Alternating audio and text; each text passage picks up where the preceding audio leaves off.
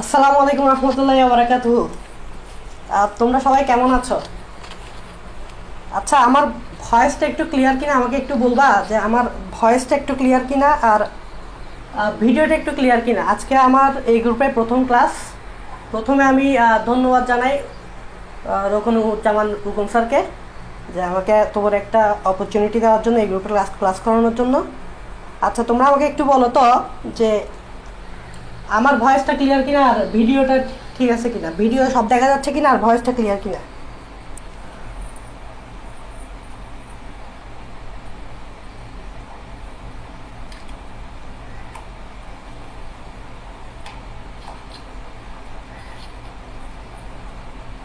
ওয়ালাইকুম আসসালাম। ওয়ালাইকুম আসসালাম।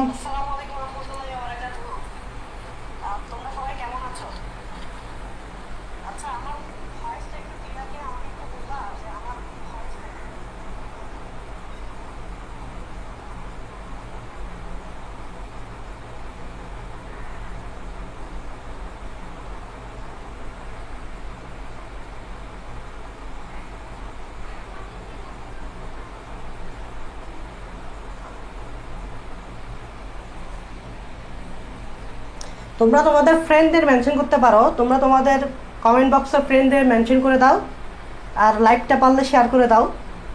তোমরা তোমাদের ফ্রেন্ডদের মেনশন করে দাও, লাইভটা শেয়ার করে দাও। ভিডিও ঠিক আছে কিনা আর আমার কথাটা ক্লিয়ার কিনা একটু আমাকে বলো।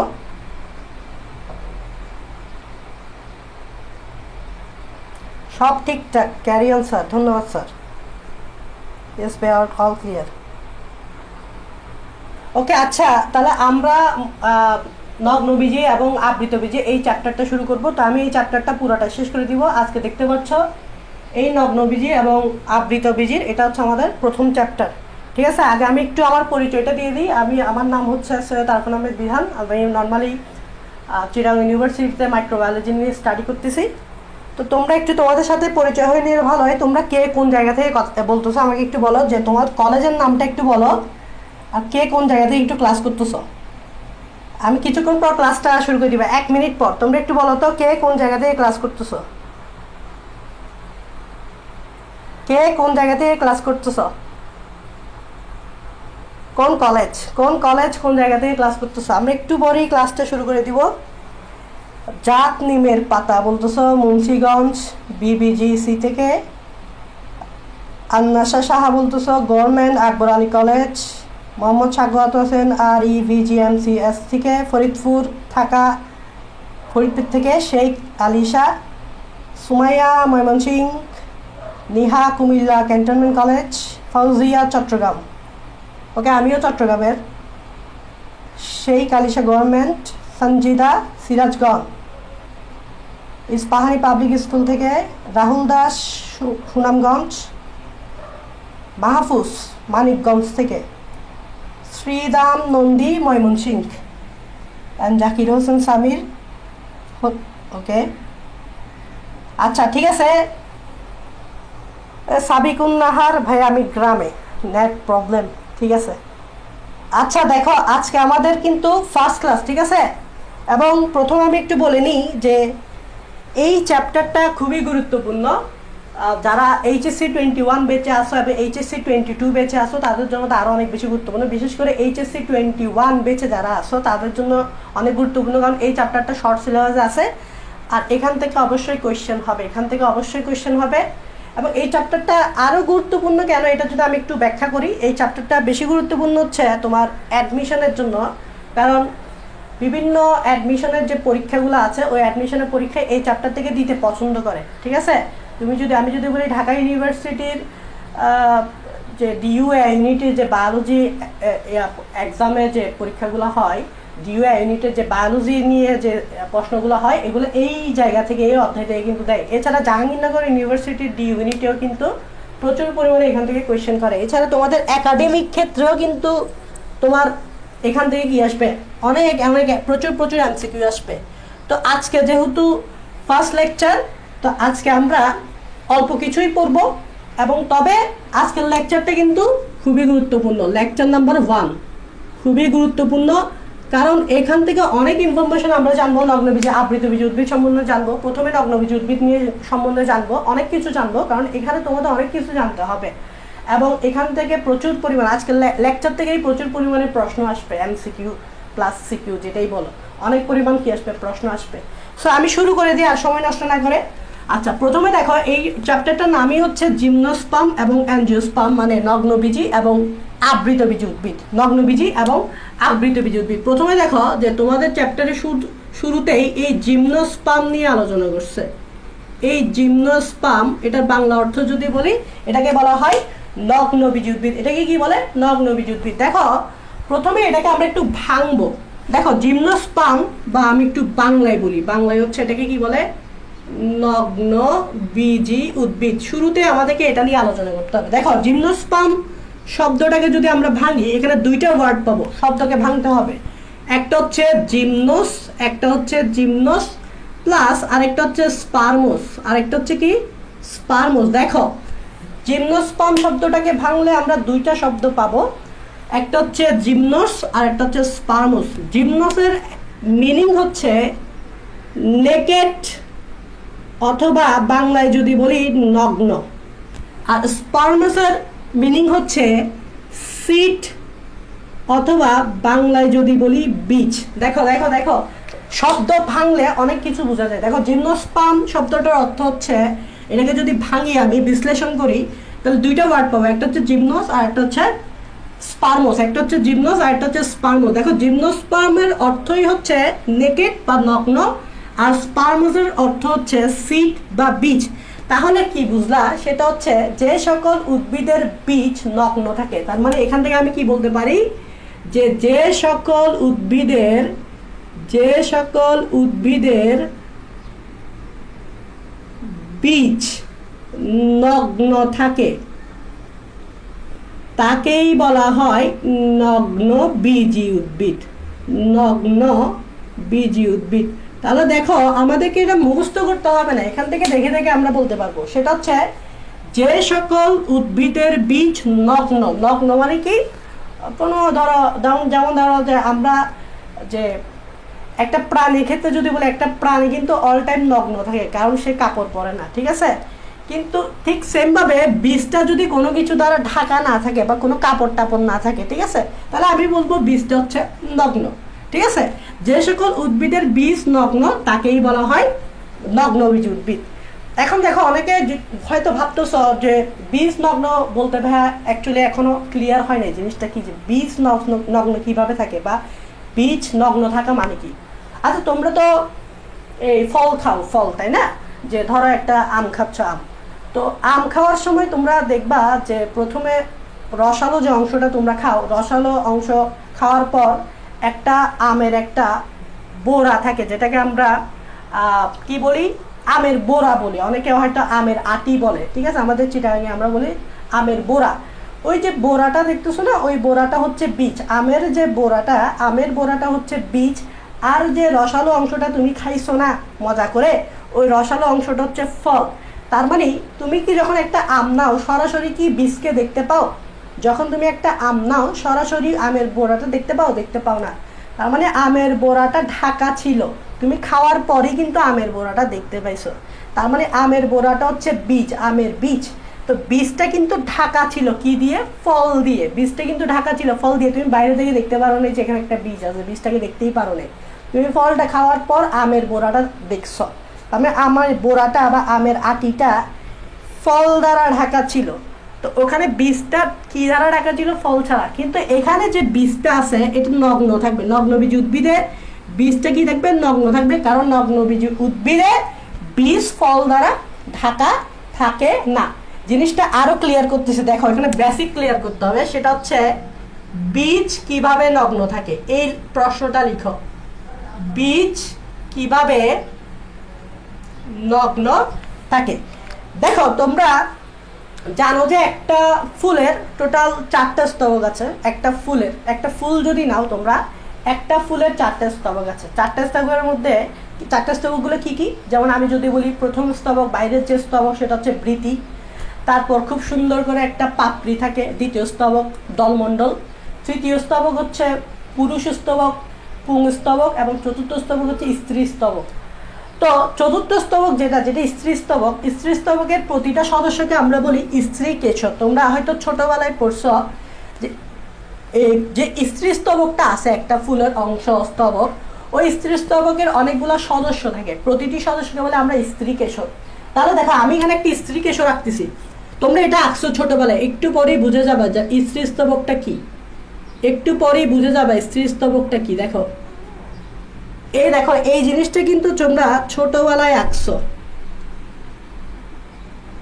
এই জিনিসটা কিন্তু তোমরা ছোটবেলায় আঁকছো, ঠিক আছে, এই জিনিসটা তোমরা ছোটবেলায় আঁকছো।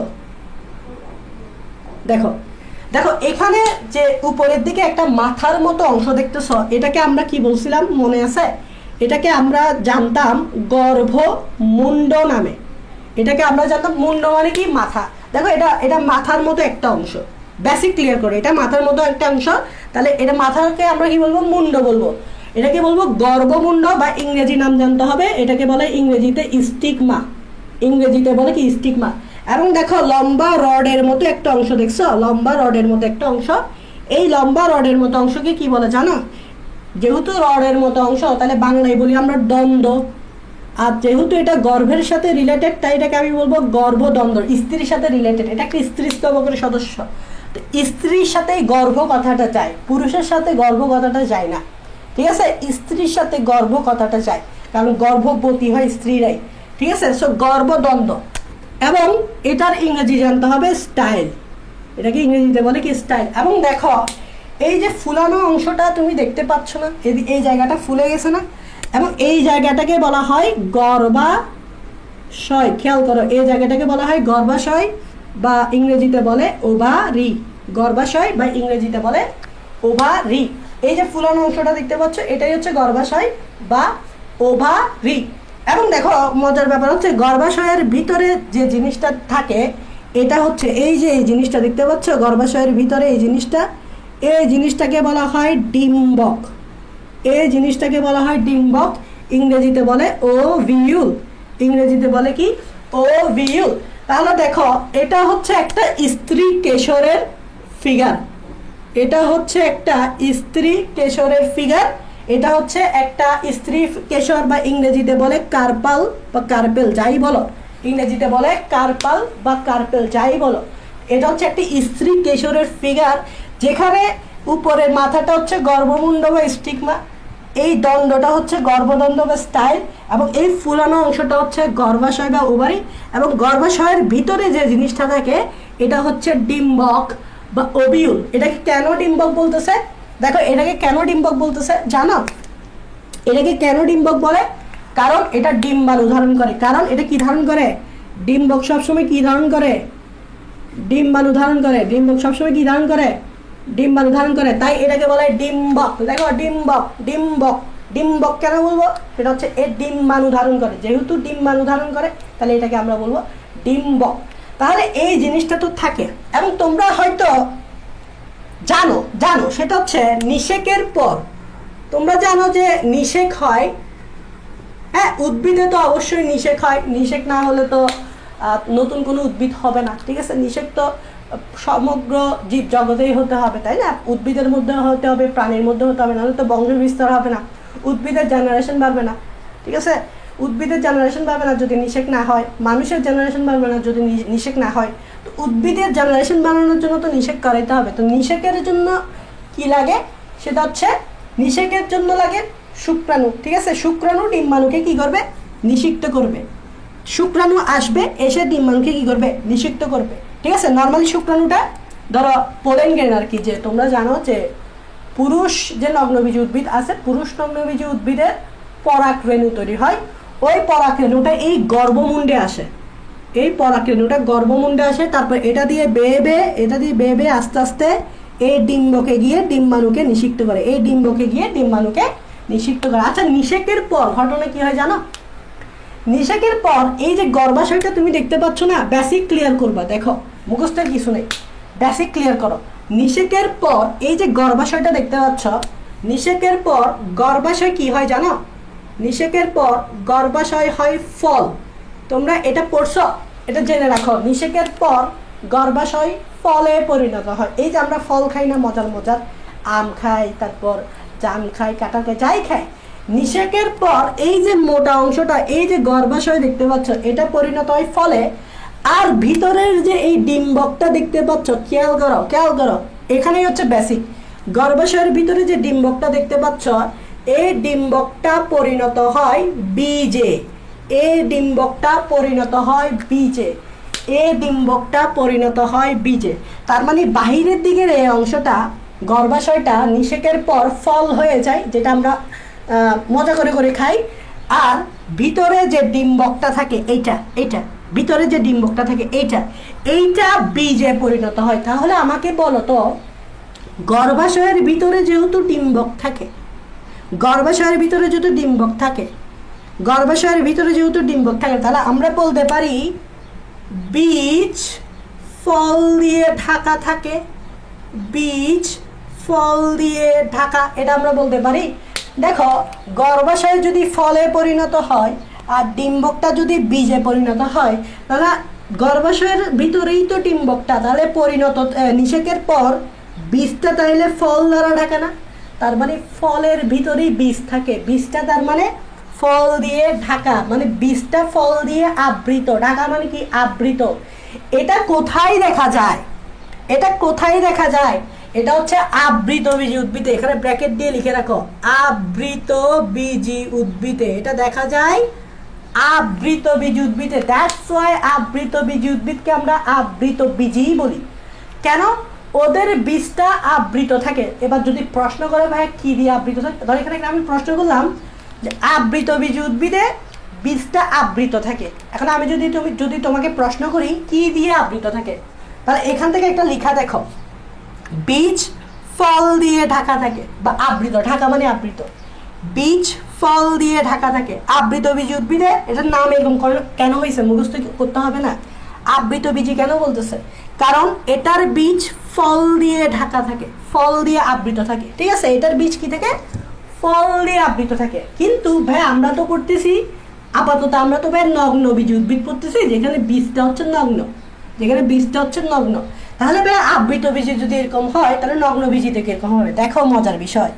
মজার বিষয় হচ্ছে নগ্ন বীজি উদ্ভিদের ক্ষেত্রে এই গর্ভাশয় থাকে না। দেখো এটাই হচ্ছে মজা, এই গর্ভাশয় থাকে না। আমি গর্ভাশয় মুছে দিচ্ছি।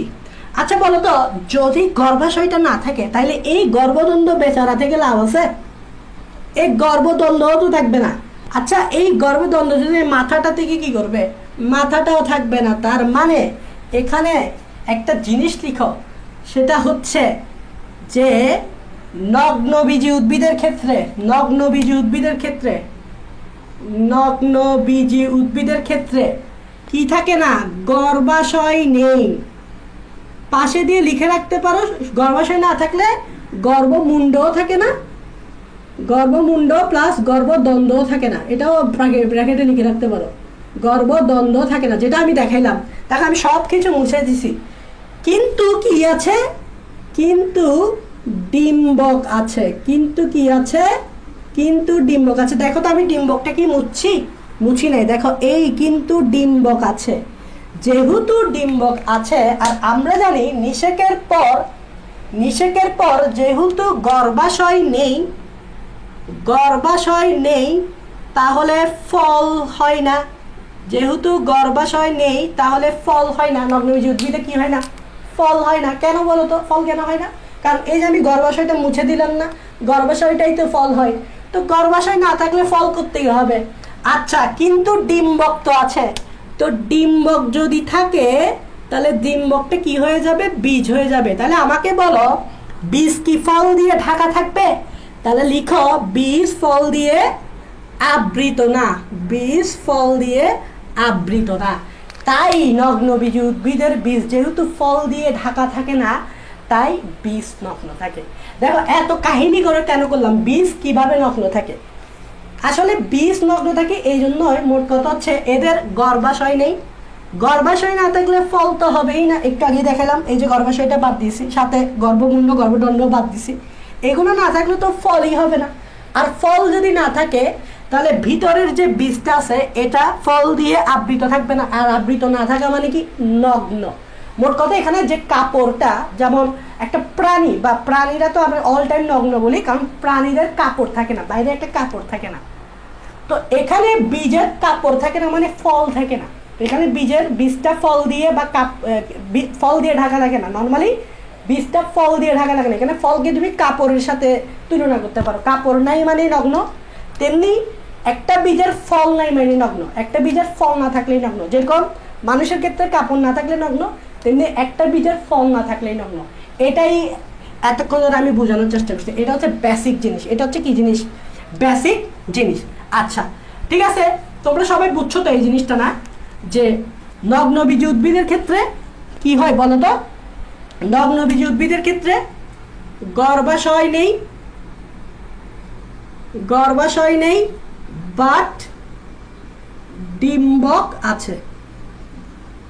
তো ডিম্বকটা নিষেকের পর বীজ হয়ে যায়, এবং গর্ভাশয় যেহেতু নাই তাহলে এখানে ফল নেই, ফলও নেই। তার মানে নগ্নবীজী উদ্ভিদের একটা বৈশিষ্ট্য মনে রাখবা, যে এদের ফল নেই বাট বীজ আছে।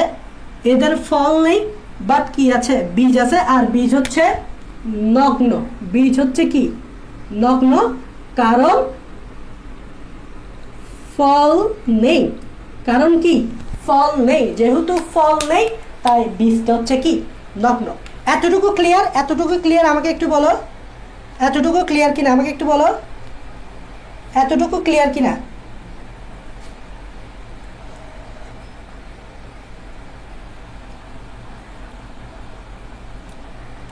আমাকে একটু বলো এতটুকু ক্লিয়ার কিনা? আমাকে একটু বলো এতটুকু ক্লিয়ার কিনা?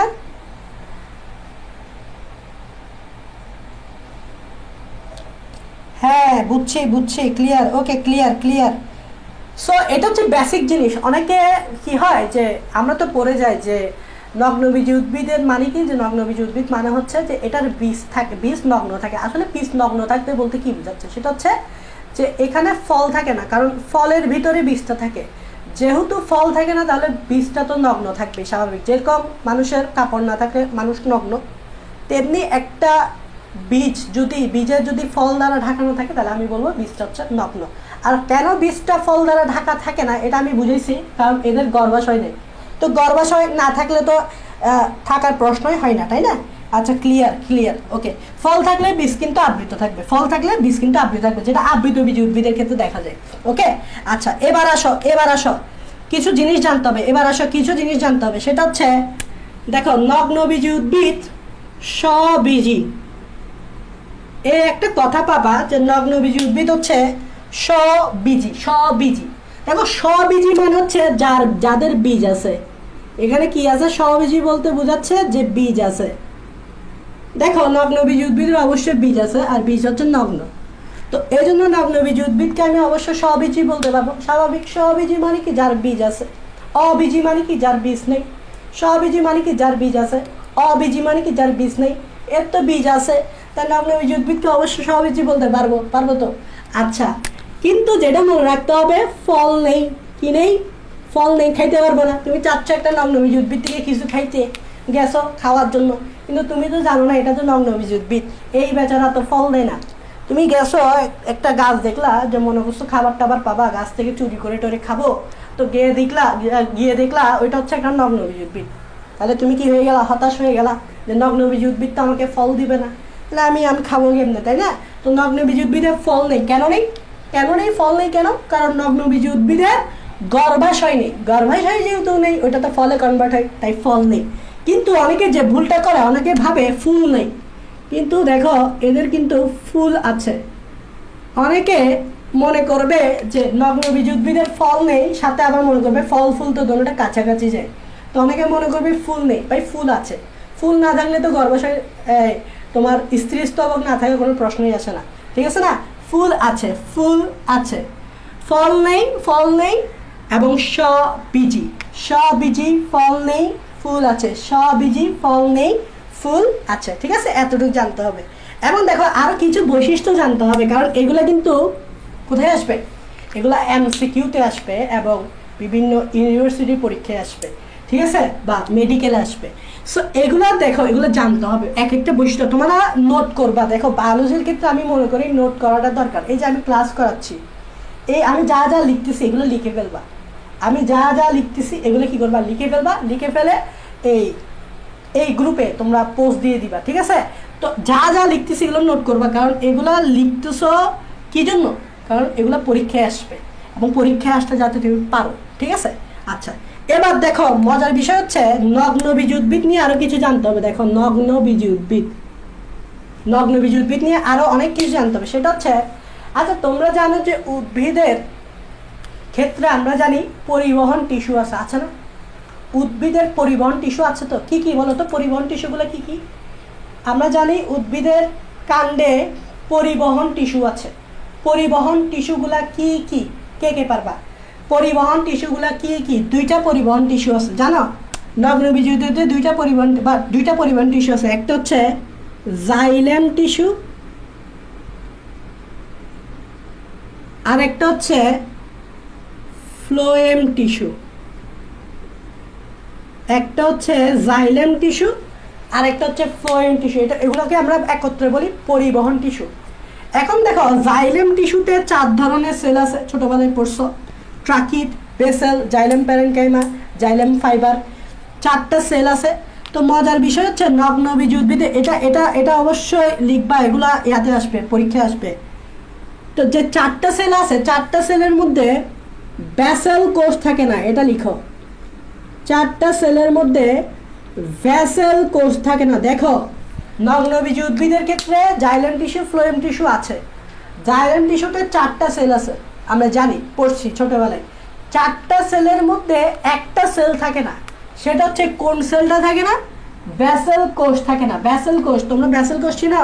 এই যে লম্বা করে একটা নল থাকে, যেটাকে আমরা পাইপের সাথে কম্পেয়ার করি, যার কাজ হচ্ছে মাটির নিচ থেকে পানি তোলা। জাইলেমের কাজ কি? মাটির নিচ থেকে পানি তুলে সে কই পাড়ে দেয়, মাটির নিচ থেকে পানি তুলে সে পাতায় পাড়ে দেয়। তাহলে এটা অনেকটা পাইপের মতো কাজ করে না? এটাই হচ্ছে ব্যাসেল কোষ। তো ব্যাসেল কোষ থাকে না, বাকিগুলো থাকে। আর ফ্লোয়েম টিস্যুর মধ্যে দেখো, ফ্লোয়েম টিস্যুর মধ্যেও 4 ধরনের সেল আছে। তবে 4 ধরনের সেলের মধ্যে যেটা থাকে না সেটা হচ্ছে সঙ্গী কোষ থাকে না। লিখো, সঙ্গী কোষ থাকে না। এটা খুবই ইম্পর্টেন্ট, এই লাইনটা খুবই ইম্পর্টেন্ট, পরীক্ষায় আসবে। ফ্লোয়েম টিস্যুতে সঙ্গী কোষ থাকে না। কি থাকে না? সঙ্গী কোষ। তাহলে জাইলেম টিস্যুতে ব্যাসেল কোষ থাকে না নগ্নবীজ উদ্ভিদের ক্ষেত্রে, এবং ফ্লোয়েম টিস্যুতে সঙ্গী কোষ থাকে না। এই দুইটা লাইন খুবই ইম্পর্টেন্ট, পরীক্ষায় আসবে। এই জন্য এটা মনে রাখতে পারো, এভাবে মনে রাখতে পারো। জাইলেমের ভাই নাই, জাইলেমের ভাই নাই, ফ্লোয়েমের সঙ্গী নাই। জাইলেমের ভাই নাই, ফ্লোয়েমের সঙ্গী নাই। এবার মনে রাখবা, জাইলেমের ভাই নাই, ফ্লোয়েমের সঙ্গী নাই। কি নাই? জাইলেমের ভাই নাই, ফ্লোয়েমের কি নাই? সঙ্গী নাই। দেখো ভাই মানে কি? ভাই মানে হচ্ছে ভ্যাসেল, তার মানে ভ্যাসেল কোষ নাই। আর ফ্লোয়েমের সঙ্গী মানে কি? সঙ্গী মানে হচ্ছে সঙ্গী কোষ নাই। তাহলে কিভাবে মনে রাখবা? জাইলেমের প্র্যাকটিস করো আমার সাথে সাথে, কয়েকবার বলো আমার সাথে সাথে, কয়েকবার বলো, তাহলে মুখস্থ হয়ে যাবে। পরীক্ষার হলে এই যে বারবার বলতেছ, এটা পরীক্ষার হলে বাড়ি দিবে। তখন মনে করবে যে অমুক গ্রুপে তমুক ক্লাসে আমি বলছিলাম জাইলেমের ভাই নাই, ফ্লোয়েমের সঙ্গী নাই। তখন পরীক্ষার হলে এটা বাড়ি দিবে। আর পরীক্ষার হলে যখন এটা বাড়ি দিবে তখন তুমি ভুল করবে না, তখন অটোমেটিক তোমার মনে পড়বে। তাই এগুলো মুখে যতবার পারো ততবার বলবা, যে তাহলে দেখবে একসময় পরীক্ষা হলে বাড়ি দিবে। তাহলে এই জিনিসটা আর তোমার ভুল হবে না। প্র্যাকটিস করো। জাইলেমের ভাই নাই, ফ্লোয়েমের সঙ্গী নেই। জাইলেমের ভাই নাই, ফ্লোয়েমের সঙ্গী নেই। জাইলেমের ভাই নাই, ফ্লোয়েমের কি নাই? সঙ্গী নেই।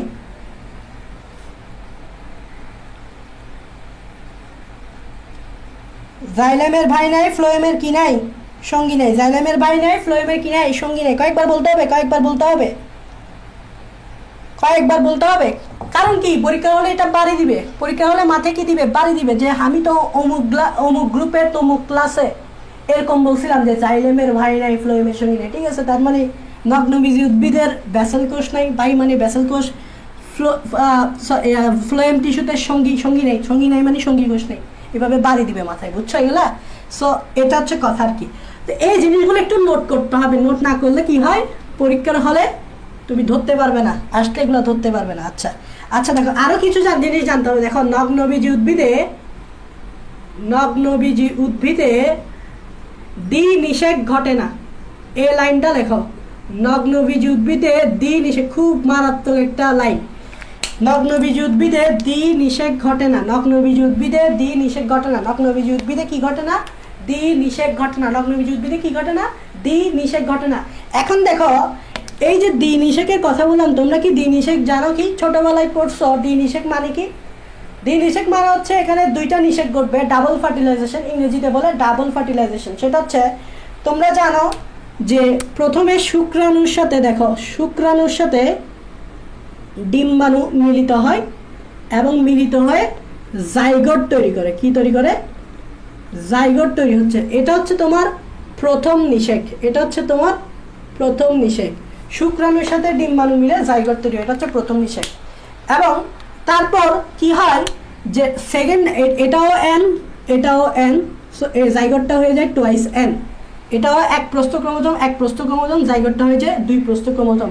তারপর আরেকটা শুক্রাণু আসবে যেটা হচ্ছে এন। এই শুক্রাণুটা সেকেন্ডারি নিউক্লিয়াসের সাথে যুক্ত হয়, তোমরা ছোটবেলায় পড়ছো, সেকেন্ডারি নিউক্লিয়াসের সাথে যুক্ত হয়। এবং তোমরা জানো সেকেন্ডারি মানে হচ্ছে দুই, তো সেকেন্ডারি নিউক্লিয়াস হচ্ছে টুয়াইস এন। সেকেন্ডারি মানে হচ্ছে দুই, টুয়াইস এন, দুই প্রস্থ ক্রোমোজোম। এটার সাথে তখন এটা মিলে, এটার সাথে এটা মিলে কি হয় জানো? এটার সাথে এটা মিলে যেটা হয় সেটা হচ্ছে অ্যান্ডোস্পার্ম। যেটা এটার সাথে এটা মিলে যেটা হয় অ্যান্ডোস্পার্ম। অ্যান্ডোস্পার্মকে বাংলায় বলে শস্য, শস্য টিস্যু বা শ্বাস, এটাকে শ্বাস বলবা, এটাকে কি বলে? শ্বাস। এবং বলতো এন আর 2n মিলে কত হয়? 3n। এন আর 2n মিলে কত হয়? 3n। এটাকে বলা হয় দ্বিতীয় নিষেক। এটাকে বলা হয় কি? দ্বিতীয় নিষেক। এখন দেখো তাহলে দুইটা নিষেক করছে, তাই আমি বলি দ্বি নিষেক। এখন দ্বি নিষেক কাদের বৈশিষ্ট্য? সেটা হচ্ছে আবৃতবীজী উদ্ভিদ। দেখো এটা কোথায় পাবা? এই জিনিসটা তুমি কোথায় পাবা? আবৃতবীজী উদ্ভিদে বা এনজিওস্পার্মে। আবৃতবীজী উদ্ভিদ বা এনজিওস্পার্মে, এই জিনিসটা কোথায় পাবা? কিন্তু আমি দেখছি নগ্নবীজী উদ্ভিদে দ্বি নিষেক ঘটে না। তার মানে নগ্নবীজী উদ্ভিদে কোনটা ঘটে না? উপরেরটা না নিচেরটা? যেহেতু দ্বি নিষেক ঘটে না তাহলে শুধু নিষেক ঘটে, তাহলে কোনটা বুঝবো? উপরেরটা নিচের না? উপরেরটা তো মুছতে পারবো না, কারণ শুক্রাণুর সাথে ডিম্বাণু মিলবে, ঠিক আছে? তাই আমি নিচেরটাই মুছবো। এই আবৃতবীজী উদ্ভিদে এই নিচের জিনিসটা হয় না, মানে দ্বিতীয় নিষেকটা হয় না, জাস্ট এই ফার্স্ট নিষেকটা হয়। তাই আমি বলবো নগ্নবীজী উদ্ভিদে দ্বি নিষেক ঘটে না। নগ্নবীজী উদ্ভিদ শুধুমাত্র এই নিষেকটা ঘটে, একটা নিষেক ঘটে, সেটা হচ্ছে প্রথম নিষেক। সেটা হচ্ছে শুক্রাণুর সাথে ডিম্বাণু মিলতে জাইগোট তৈরি হয়। এটা হচ্ছে বেসিক জিনিস, এটা তোমার পড়ছো, একটু জাস্ট মনে করাই দিছি, জাস্ট একটু কি করে দিছি? মনে করাই দিছি। এগুলো লাইন না, এগুলো এক একটা এমসিকিউ। এগুলো শুধু এক একটা নর্মাল লাইন না, এগুলো হচ্ছে এক একটা এমসিকিউ, যাতে তুমি পড়লে বুঝতে পারো যে এমসিকিউতে আসলে বা ভর্তি পরীক্ষায় আসলে যাতে এই লাইনগুলো বুঝতে পারো যে হ্যাঁ, যে নগ্নবীজী উদ্ভিদে দ্বি নিষেক ঘটে না, এগুলো আসবে, ঠিক আছে? এগুলো এক একটা কিন্তু লাইন না, এগুলো এক একটা এমসিকিউ, ঠিক আছে? এবং দেখো মজার বিষয় হচ্ছে এই যে এখন শুক্রাণুর কথা বললাম না, শুক্রাণু, তো মজার বিষয় হচ্ছে যে নগ্নবীজী উদ্ভিদের যে শুক্রাণুগুলো থাকে, শুক্রাণুগুলো হচ্ছে ফ্লাজেলা যুক্ত। দেখো শুক্রাণুগুলো হচ্ছে ফ্লাজেলা যুক্ত, শুক্রাণুগুলো হচ্ছে ফ্লাজেলা যুক্ত। তোমরা ফ্লাজেলা মানে বুঝো? ফ্লাজেলা মানে হচ্ছে লেজের মতো একটা অংশ, লেজই বলতে পারো, যেটা থাকা মানে হচ্ছে শুক্রাণুটা মুভ করতে পারে। ফ্লাজেলা তো নড়াচড়া করে, ঠিক আছে? ফ্লাজেলার কারণে শুক্রাণু এক জায়গা থেকে আরেক জায়গায় মুভ করতে পারে। শুক্রাণুটা মুভ করার দরকার আছে, কারণ তাকে ডিম্বাণুর কাছে যাইতে হবে, তাই না? তাকে কার কাছে যাইতে হবে? ডিম্বাণু। তো ডিম্বাণুর কাছে যাইতে হলে তো তার মুভ করতে হবে, তাই না? সাঁতার কাটতে হবে, 7 সমুদ্র 13 নদী পার হতে হতে। 7 সমুদ্র 13 নদী পার হওয়ার পরই তো সে কই যাবে? ডিম্বাণুর কাছে যাবে। এই যে সে 7 সমুদ্র 13 নদী পার হবে, তার তো একটা লেজ লাগবে বা তার তো একটা অংশ লাগবে যেটা দিয়ে সে মুভ করতে পারবে। তো সে এই ফ্লাজেলা দিয়ে কি করতে পারবে? মুভ করতে পারবে। ফ্লাজেলা হচ্ছে অনেকটা এরকম লেজের মতো একটা অংশ, লেজের মতো একটা অংশ, যেটা সে নাড়াচড়ার মাধ্যমে 7 সমুদ্র 13 নদী পার করে কার কাছে যাবে? কার কাছে যাবে? ডিম্বাণুর কাছে যাবে। কার কাছে যাবে? ডিম্বাণুর কাছে যাবে। তো এদের শুক্রাণু হচ্ছে ফ্লাজেলা যুক্ত, ঠিক আছে? এটা খুবই ইম্পর্টেন্ট একটা লাইন। ওকে ওকে, ঠিক আছে ঠিক আছে, আচ্ছা ঠিক আছে। এবার আসো নগ্নবীজী উদ্ভিদ নিয়ে আমি অনেক কিছু তোমাদেরকে বললাম, যেগুলো ভর্তি পরীক্ষায় বলো বা তোমাদের একাডেমিক ক্ষেত্রে আসবে, পরীক্ষায় আসবে। এখন দেখো এই নগ্নবীজ উদ্ভিদের যদি আমি একটু উৎপত্তিটা বলি, আসলে নগ্নবীজ উদ্ভিদটা নর্মালি ডেভোনিয়ান একটা যুগ আছে, ডেভোনিয়ান যুগ, ডেভোনিয়ান নামক একটা যুগে ওই নগ্নবীজ উদ্ভিদের উৎপত্তি ধারণা করা হয় যে একটা যুগ আছে, একটা কি আছে, যুগ আছে। যুগটার নাম কি? ডেভোনিয়ান যুগ। যুগটার নাম কি? ডেভোনিয়ান। ধরো এটা 30 কোটি বছর আগে, ধরে নাও এটা 30 কোটি বছর পূর্বে। তো 30 কোটি বছর পূর্বে একটা যুগ, নাম হচ্ছে ডেভোনিয়ান যুগ। ধরা হয় যে এই যুগে এদের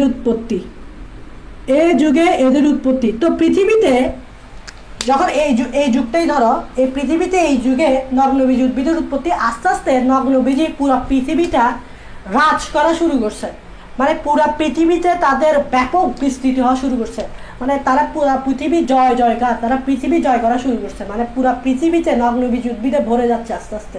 তো দেখা গেছে একটা যুগ আসছে, যে যুগটার নাম হচ্ছে মেসোজোয়িক যুগ। যে যুগটা হচ্ছে কি? মেসোজোয়িক যুগ। ধরো এটা হচ্ছে 15 কোটি বছর আগে, 15 কোটি বছর আগে। ধরো এই যুগে এদের ব্যাপক বিস্তৃত ছিল, এদের ব্যাপক কি ছিল? এদের ব্যাপক বিস্তৃতি ছিল, মানে তখন পৃথিবীতে নগ্নবীজ উদ্ভিদের ছিল জয় জয়কার। নগ্নবীজ উদ্ভিদে কি ছিল? জয়ধ্বনি সারা পৃথিবীতে ছড়িয়ে পড়ছে, মানে তাদের মানে পুরো পৃথিবীতে এটা ছড়িয়ে পড়ছে উৎপত্তি। কিন্তু দেখা গেছে যারা বেশি অহংকার করে ফেলছে, যে পুরা পৃথিবী তারা জয় করে ফেলছে, তারা ভাবছে তারাই একমাত্র জীব যারা পৃথিবী দখল করবে, পুরা পৃথিবী দখল করবে। কিন্তু অহংকার পতনের মূল।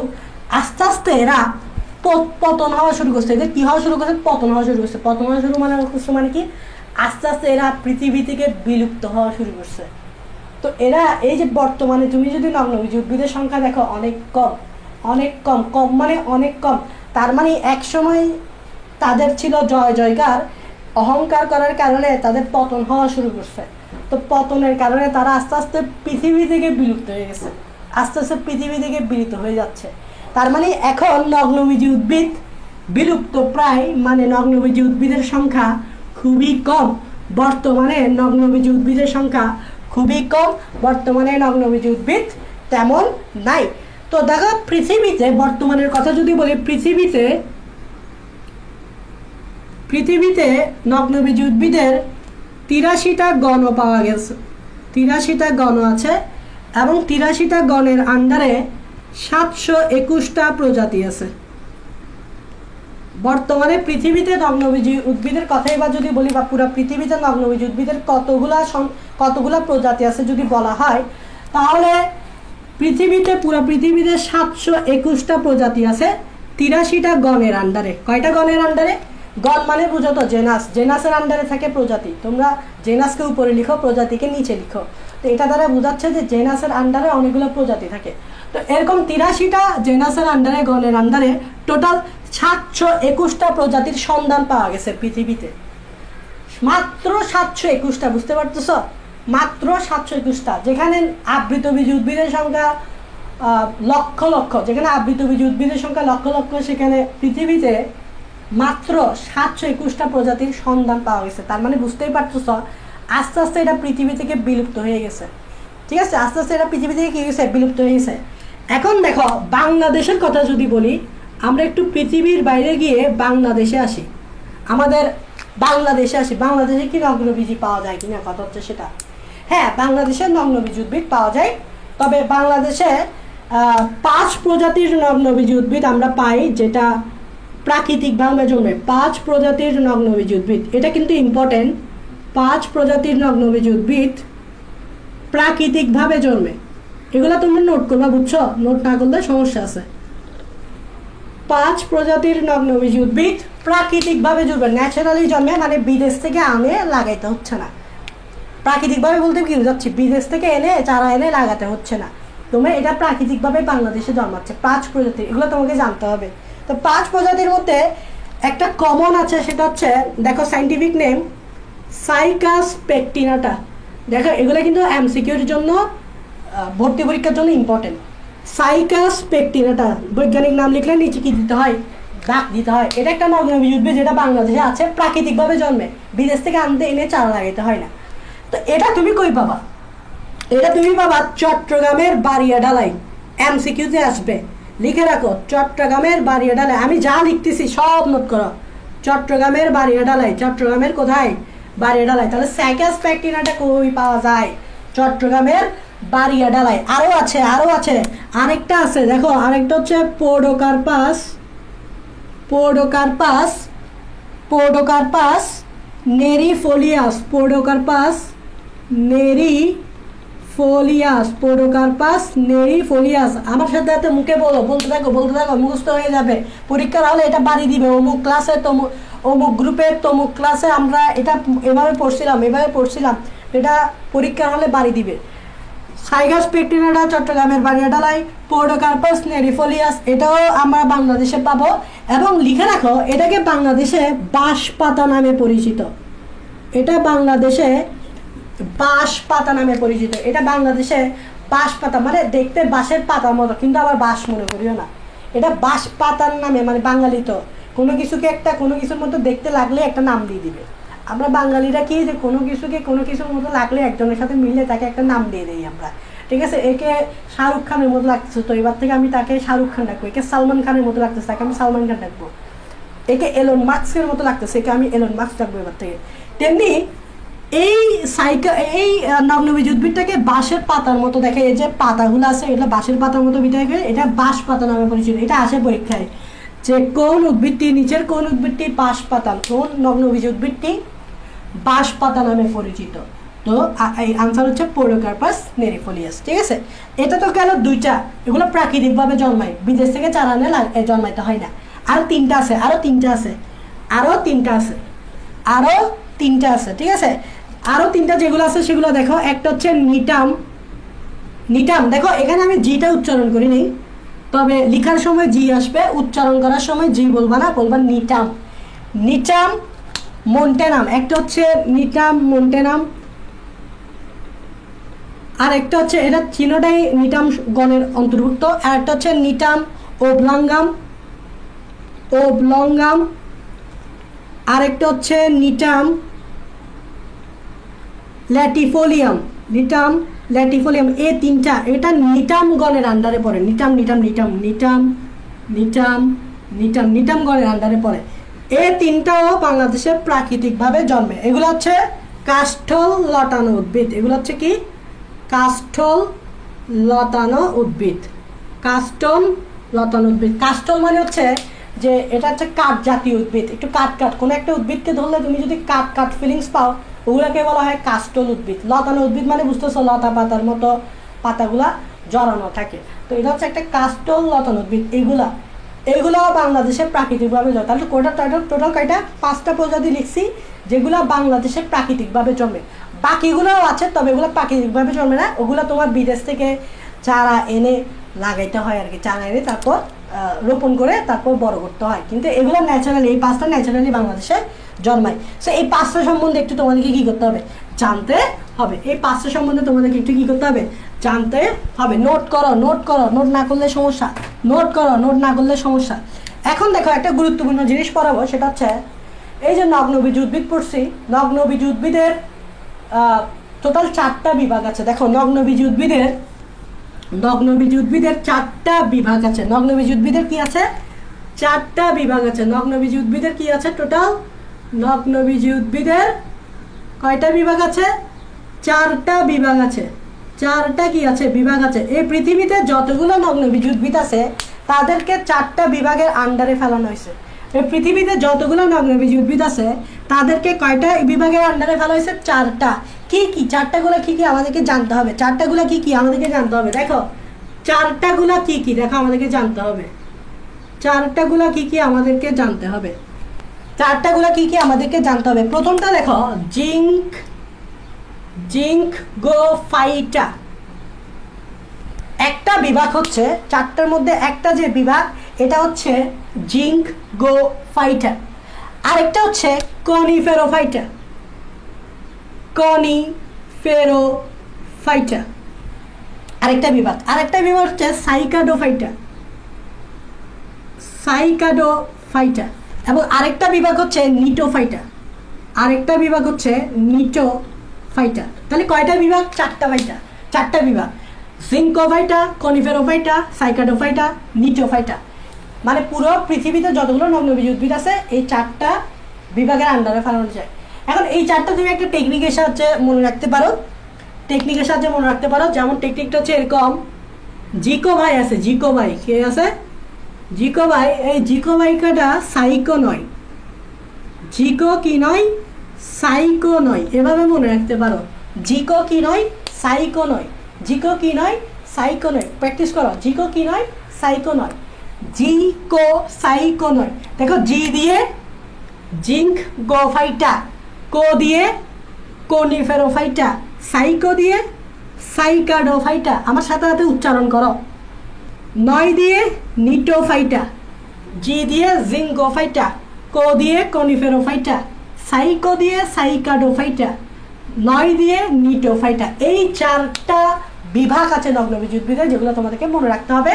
এবং এই চারটা বিভাগে কি কি নগ্নবীজ উদ্ভিদ আছে এবং তাদের বৈশিষ্ট্যগুলো আমাদেরকে পড়তে হবে। তাহলে এখন আমি এই চারটা বিভাগ পড়াবো। কোন কোন চারটা বিভাগ? এই চারটা বিভাগ, এই যে মনে রাখার জন্য বলে দিলাম। জিকো সাইকো নয়, জি দিয়ে জিঙ্কোফাইটা, কো দিয়ে কনিফেরোফাইটা, সাইকো দিয়ে সাইকাডোফাইটা, নয় দিয়ে নিটোফাইটা। ঠিক আছে, এখন আমরা এই চারটা বিভাগ নিয়ে পড়বো। ওকে, এখন খুবই ইম্পর্টেন্ট এই জায়গা। এখন যে জিনিসটা পড়বো এই জায়গাতে মারাত্মক important for admission, for MCQ. Okay, তাহলে দেখো 1 2 3 4 এই চারটা পড়বো। আমি মুছে দিচ্ছি, কোন চারটা তো তোমরা নোট করছো, আমার মুছে দিলে কোনো সমস্যা নেই।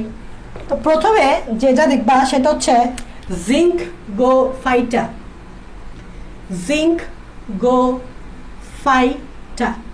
দেখো, এটা এমন নগ্নবীজ উদ্ভিদের একটা বিভাগ যেখানে মাত্র একটা প্রজাতি থাকে, মাত্র একটা, ভাই, মাত্র একটা প্রজাতি। এটা নগ্নবীজ উদ্ভিদের এমন একটা বিভাগ যেখানে মাত্র একটা প্রজাতি থাকে। আর ওই প্রজাতির নামটাও জানতে হবে। জিঙ্কোফাইটা থেকে আসবে নামটা। যেমন দেখো, জিঙ্ক গো ভাইলোভা বা বিলোভা। তাহলে দেখো, এই বিভাগে মাত্র একটা প্রজাতি থাকে। খেয়াল করো, মাত্র একটা প্রজাতি। আর ওই প্রজাতির নাম তোমাকে জানতে হবে, সেটা হচ্ছে জিঙ্ক গো ভাইলোভা। দেখো, জিঙ্কোফাইটা থেকে আসছে জিঙ্ক গো ভাইলোভা, মাত্র একটা প্রজাতি। অবাক করার বিষয়। তাহলে বাকি প্রজাতিগুলো কই গেছে? দেখো, মজার বিষয় হচ্ছে বাকি যতগুলো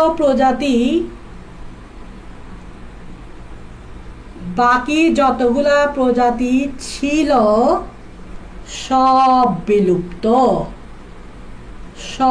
বিলুপ্ত। এটাই হচ্ছে আসলে কাহিনী। মানে হচ্ছে এর যে পূর্বপুরুষ ছিল, যত পূর্বপুরুষ ছিল সবাই মারা গেছে, পৃথিবী থেকে বিলুপ্ত হয়ে গেছে, পৃথিবী থেকে হারাই গেছে। একমাত্র এই বেঁচে আছে। এর যে বাকি যে পূর্বপুরুষ ছিল, ইনক্লুডিং দাদা, নানা, রাজ বলো, সবগুলা বিলুপ্ত হয়ে গেছে পৃথিবীতে। একমাত্র এই হচ্ছে স্পেশাল। এই কিন্তু পৃথিবীতে আজও বেঁচে আছে, বা পৃথিবীতে আজও সার্ভাইভ করে আছে, পৃথিবীতে আজও এর অস্তিত্ব আছে। সো এই জন্যই বলা হয় জিঙ্কোফাইটাতে মাত্র একটা প্রজাতি আছে।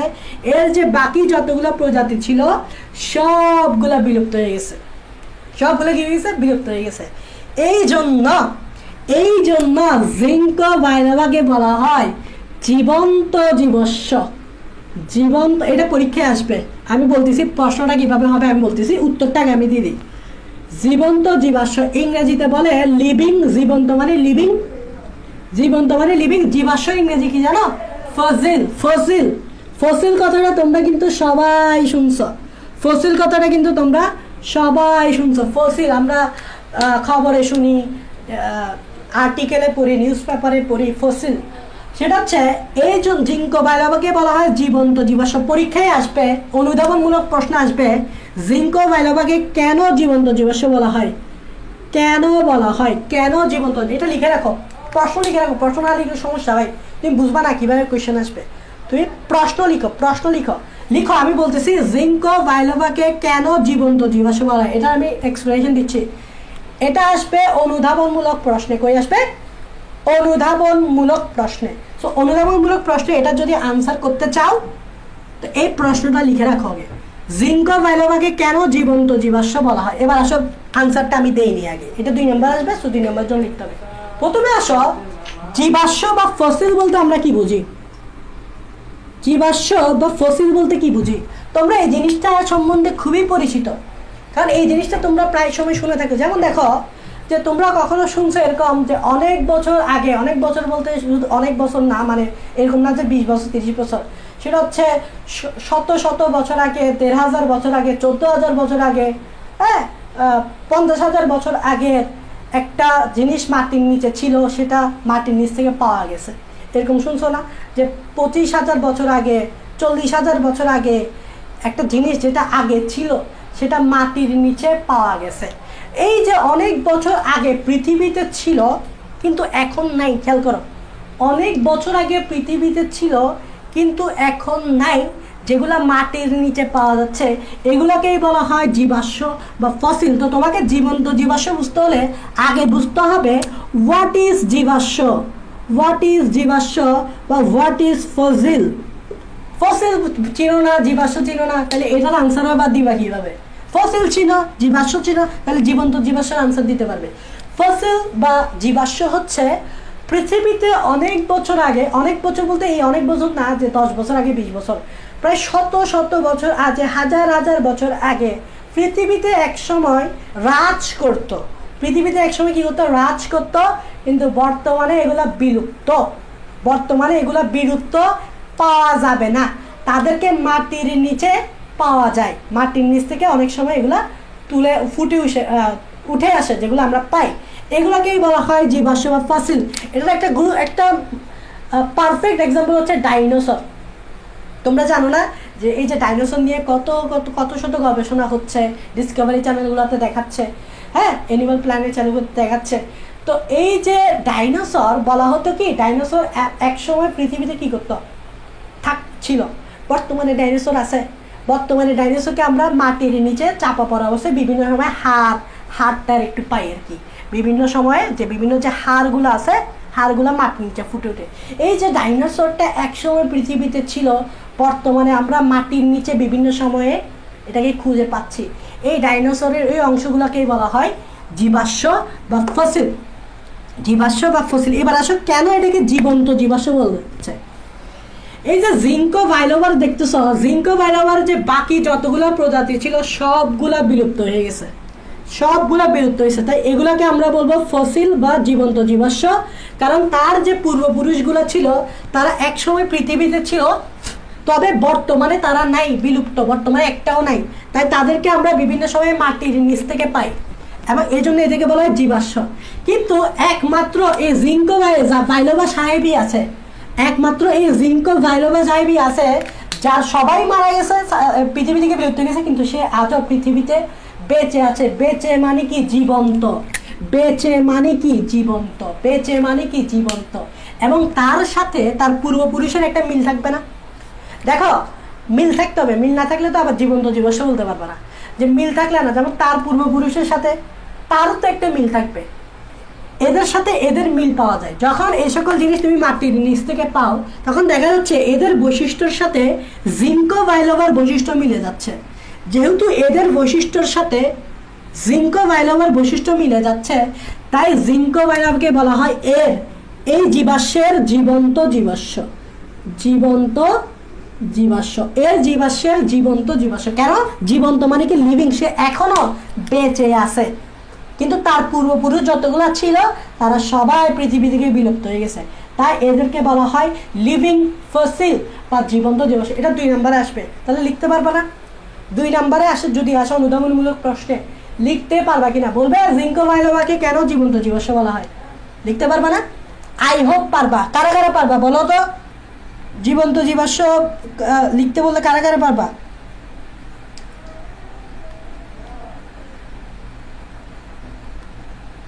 জীবন্ত জীবাশ্ম লিখতে বললে কারা কারা পারবা?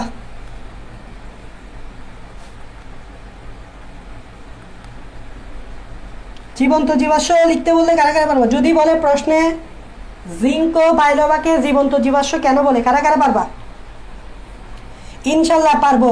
স্যার আবার বলেন। হ্যাঁ, কোনটা বলবো? জীবন্ত জীবাশ্মটা। পারবো পারবো মি পারবো, আমি আব্দুল সালাম আমি ইনশাল্লাহ, বৃষ্টি আমি পারবো, সুবে তাসনিম আনসা ইনশাল্লাহ, জাওয়াদ আফনান পারবো ইনশাল্লাহ, আফসানা মিমি পারবো ইনশাল্লাহ, ফাউজিয়া আহমেদ পারবো ইনশাল্লাহ। আরে সবাই তো পারবে, সবাই পারলে তো 2 নম্বর কমন, প্রশ্ন ফাঁস করে দিলাম, প্রশ্ন ফাঁস করে দিলাম, এটা পরীক্ষায় আসবে, তাহলে তো তোমার 2 নম্বর কমন। ঠিক আছে, সবাই পারবে সবাই পারবে। তাও আমি আরেকবার বলতেছি, দেখো জীবাশ্ম মানে কি? জীবাশ্ম মানে হচ্ছে অনেক বছর আগে পৃথিবীতে ছিল, বর্তমানে নেই, বিলুপ্ত, তাদেরকে বলবো জীবাশ্ম। এগুলোকে বিভিন্ন সময় আমরা মাটির নিচে পাওয়া যায়, এগুলোকে বিভিন্ন সময় আমরা মাটির নিচে পাই, এগুলোকে বলা হয় জীবাশ্ম। আগে ছিল, এখন নেই। কিন্তু এদের মধ্যে কিছু প্রাণী আছে যারা আজও, কিছু জীব আছে যারা আজও পৃথিবীতে বেঁচে আছে। এদের যে 14 গোষ্ঠী আছিল, এদের যে পূর্বপুরুষ আছিল, ওদের পূর্বপুরুষের মধ্যে একমাত্র সে এখনো বেঁচে আছে। তাই সে বেঁচে থাকা মানে কি? সে জীবন্ত। বেঁচে থাকা মানে কি রে ভাই? জীবন্ত, লিভিং। তাই এদেরকে বলা হয়, এদের এই জীবাশ্মের জীবন্ত জীবাশ্ম, এদেরকে বলা হয় এই জীবাশ্মের জীবন্ত জীবাশ্ম, কারণ একমাত্র এই বেঁচে আছে, কারণ এই বেঁচে আছে, সো জীবন্ত। একদম সোজা, একদম সোজা, পারবা। ওকে, এটা গেছে জিঙ্কোফাইটাতে। আচ্ছা, আমরা একটা বিভাগ নিয়ে পড়ছি, আরও বিভাগ আছে না? আচ্ছা, আরও বিভাগ আছে না? 2 নম্বর বিভাগ কি? 2 নম্বর বিভাগ কোনটা? সেটা হচ্ছে সাইকাডোফাইটা। সেটা হচ্ছে কি? সাইকাডোফাইটা। সেটা হচ্ছে কি? সাইকাডোফাইটা। দেখো, সাইকাডোফাইটা বিভাগে টোটাল 9টা গণ আছে। টোটাল 9টা গণের, গণ মানে বুঝো তো, জেনাস।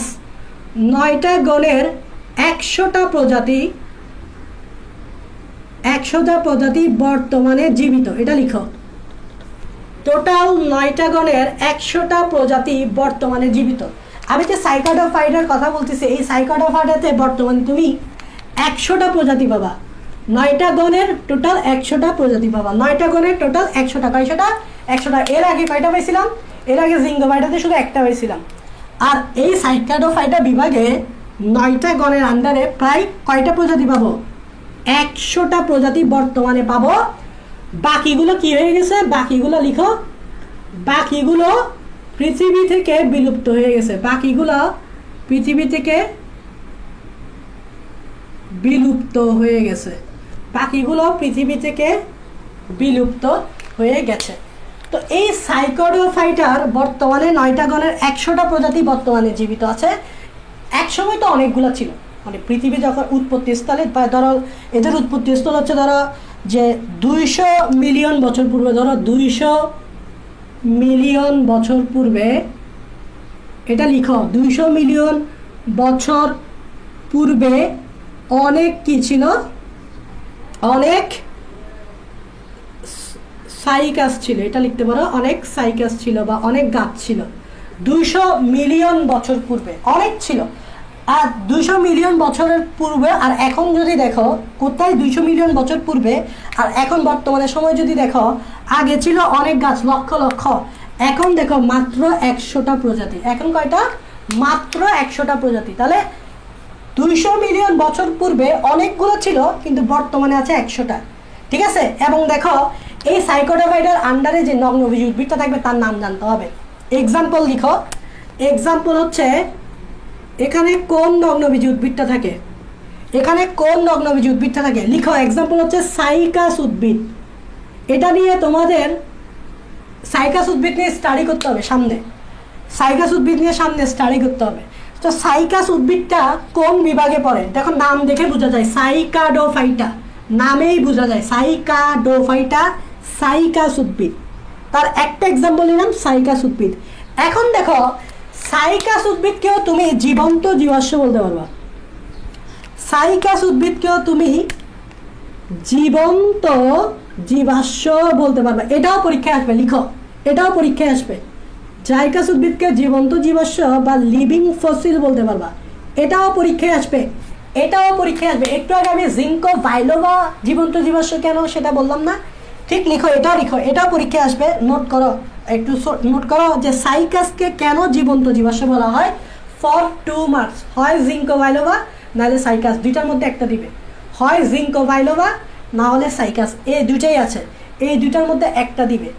এখন আমাকে বলো তো, সাইকাসকে কেন জীবন্ত জীবাশ্ম বলা হয়? বলতে পারবো না? একদম কপি টু কফিচুকার মতো, জিঙ্কো বাইলোবার মতো, সেটা হচ্ছে সাইকাস উদ্ভিদ প্রায় 200 মিলিয়ন বছর পূর্বে, 200 বিলিয়ন বছর পূর্বে অনেক কি ছিল, গাছ ছিল বা অনেক সাইকাস ছিল, লিখতে পারো অনেক কি ছিল, উদ্ভিদ ছিল বা অনেক নগ্নবীজ উদ্ভিদ ছিল, যে বর্তমানে টোটাল 9টা গণের মাত্র 100টা প্রজাতি জীবিত আছে। আর 100টা প্রজাতির মধ্যে একটা প্রজাতি হচ্ছে সাইকাস উদ্ভিদ। 100টা প্রজাতির মধ্যে একটা প্রজাতি হচ্ছে সাইকাস উদ্ভিদ। তাহলে দেখো এই যে সাইগোডাফাইটার আন্ডারে 200 মিলিয়ন বছর পূর্বে অনেকগুলো কি ছিল, নগ্নবীজ উদ্ভিদ ছিল, ঠিক আছে। তো বর্তমানে মাত্র 100টা প্রজাতি সার্ভাইভ করতেছে। আর 100টা প্রজাতির মধ্যে সাইকাসটা হচ্ছে একটা, তাই সাইকাসকে আমরা বলবো জীবন্ত জীবাশ্ম। কারণ তার পূর্বপুরুষ যতগুলা ছিল আগে সবগুলা মাটির নিচে চাপা, একটাও বেঁচে নেই। শুধুমাত্র এই 100 জন সার্ভাইভ করতেছে, শুধুমাত্র এই 100টা প্রজাতি সার্ভাইভ করতেছে। আর 100টা প্রজাতির মধ্যে সাইকাস হচ্ছে একটা। তো এই জন্য সাইকাস যেহেতু আজও বেঁচে আছে, তাই সাইকাসকে বলা হয় জীবন্ত জীবাশ্ম। সাইকাসকে বলা হয় কি, জীবন্ত জীবাশ্ম। আশা করি পারবা। এটা পরীক্ষা আসলে সেম কপিটুকার মতো, জিঙ্কো বাইলোবার মতো, ঠিক আছে। ওকে, পারবা। আচ্ছা দেখো, তাহলে আমি কয়টা বিভাগ পড়েছি তোমরা জানো? আমি পড়েছি 2টা বিভাগ। প্রথমে পড়েছিলাম জিঙ্কো ফাইটা, প্রথমে পড়েছিলাম এটা জিঙ্কোফাইটা। তারপর পড়েছিলাম কি বলতো, তারপর এখন পড়েছি কি সাইকাডোফাইটা, এই 2টা পড়েছি, আরো 2টা আছে। তবে একটু সাইড নোট দিয়ে লিখো, জিঙ্কোফাইটা এবং সাইকাডোফাইটার শুক্রাণু ফ্লাজেলা যুক্ত, এটা লিখো, এটা পরীক্ষায় আসবে। জিঙ্কোফাইটা এবং সাইকাডোফাইটার আন্ডারে যতগুলো উদ্ভিদ থাকবে, যতগুলো নগ্নবীজ উদ্ভিদ থাকবে, সবারই শুক্রাণু ফ্লাজেলা যুক্ত। বলো, কয়েকবার বলো, মুখস্থ হয়ে যাবে। সবারই শুক্রাণু ফ্লাজেলা যুক্ত। জিঙ্কোফাইটা সাইকাডোফাইটার আন্ডারে যতগুলো উদ্ভিদ আছে, তাদের সবারই কি শুক্রাণু ফ্লাজেলা যুক্ত। তাদের সবারই শুক্রাণু কি ফ্লাজেলা যুক্ত। তাদের সবার শুক্রাণু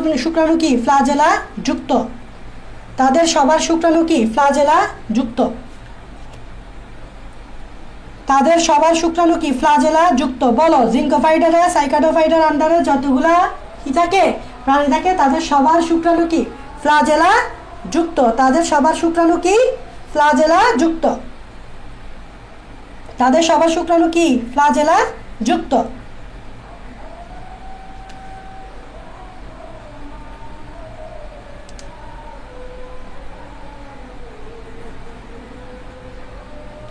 ফ্লাজেলা থাকলে নাচতে নাচতে ডিম্বাণুর কাছে যায়। হ্যাঁ, ফ্লাজেলা থাকলে নাচতে নাচতে ডিম্বাণুর কাছে যায়।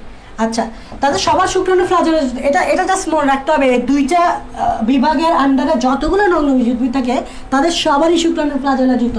এমসিকিউতে আসতে যাতে এটা ধরতে পারো কোন 2টা, এই 2টা। সো এটা নোট করে রাখবা এগুলা, ঠিক আছে।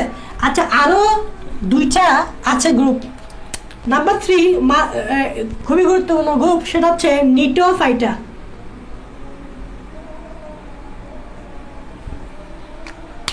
আচ্ছা, নিটোফাইটার আগে আমরা কোনিফেরোফাইটা পড়াবো। কোনিফেরোফাইটা, এটা হচ্ছে আমাদের 3 নম্বর বিভাগ। কোনিফেরোফাইটা, এটা হচ্ছে আমাদের 3 নম্বর বিভাগ, কোনিফেরোফাইটা। লিখো, এই বিভাগটা হচ্ছে নগ্নবীজির সবচেয়ে বড় বিভাগ।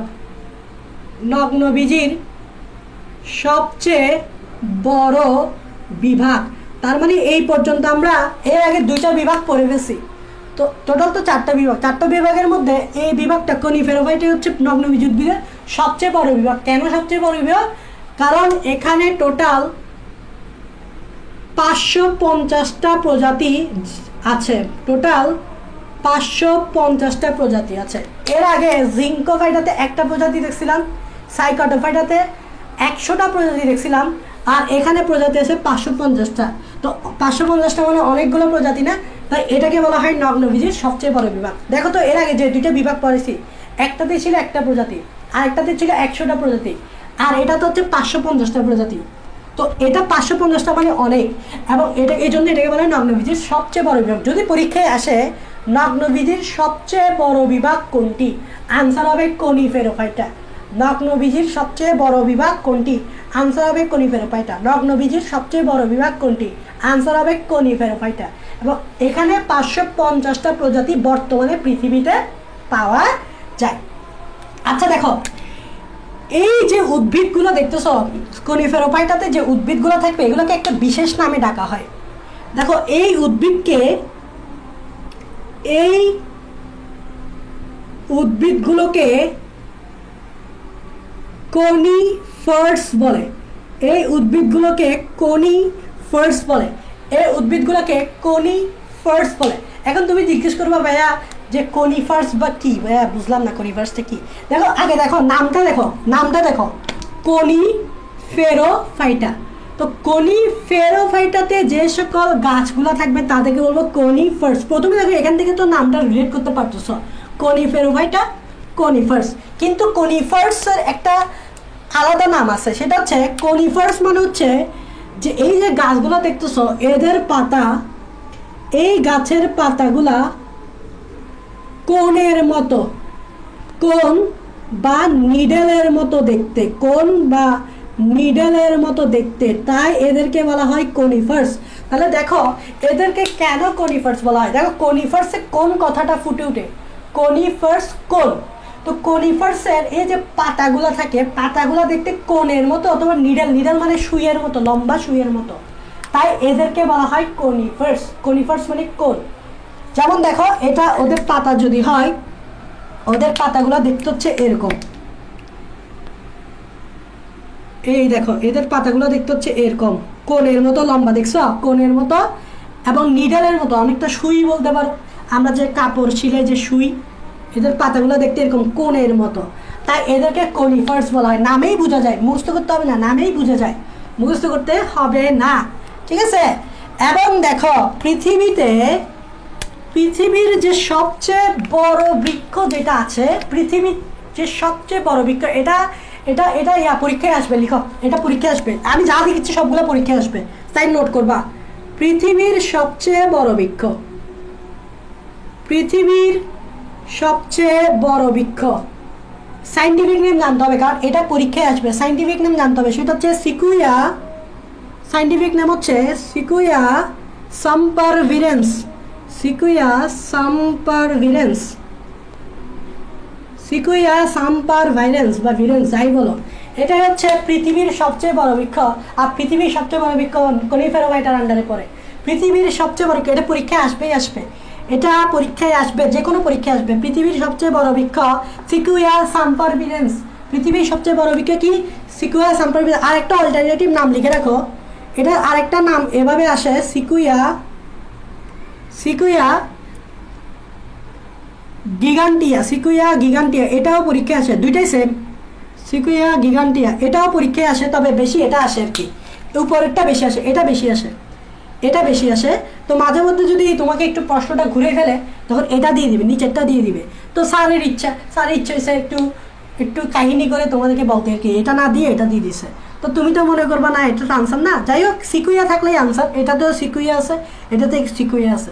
তো পৃথিবীর সবচেয়ে বড় বৃক্ষ কি? সিকুইয়া। এটা পরীক্ষায় আসবে। আমি এটা কোথায় আন্ডার করে কনিফেরোফাইটাতে। উচ্চতা কত জানা? এটার উচ্চতা হচ্ছে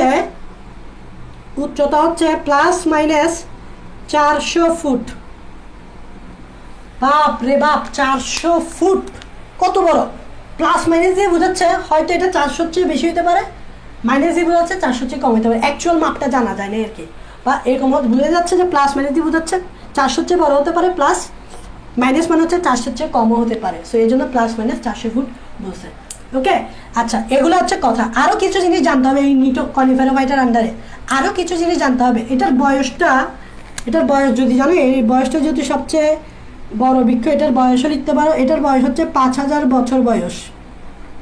এটার বয়সটা হচ্ছে 5000 বছর বয়স, সবচেয়ে প্রাচীন বৃক্ষ, খুবই প্রাচীন বৃক্ষ, ঠিক আছে। 5000 বছর, আচ্ছা না, এটার বয়স 5000 বছর না, আরেকটা আছে। পৃথিবীর সবচেয়ে বড় বৃক্ষ কি? সিকুইয়া সাম্পারভিরেন্স, উচ্চতা হচ্ছে 400। এগুলো তোমাকে নোট করতে হবে, কেন বলি? কারণ এগুলো পরীক্ষায় আসবে।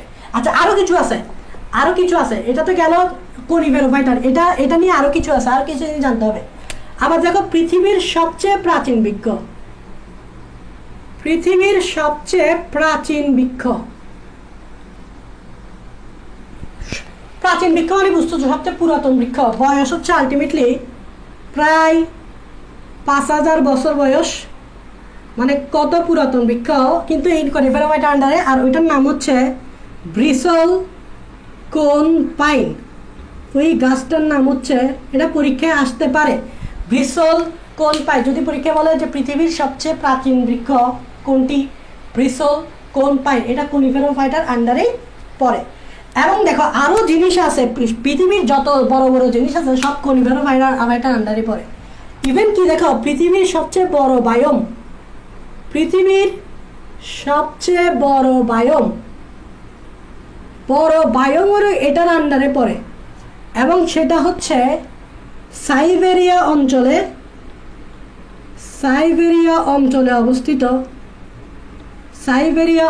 অবস্থিত কনিফার বনাঞ্চল। সাইবেরিয়া অঞ্চলে অবস্থিত কনিফার বনাঞ্চল মানে বুঝছো, মানে হচ্ছে ওই জায়গায় সবগুলো কনিফার উদ্ভিদ, ওই জায়গায় সবগুলো কনিফার উদ্ভিদ, মানে কনিফেরা ফাইটা কনিফার উদ্ভিদ।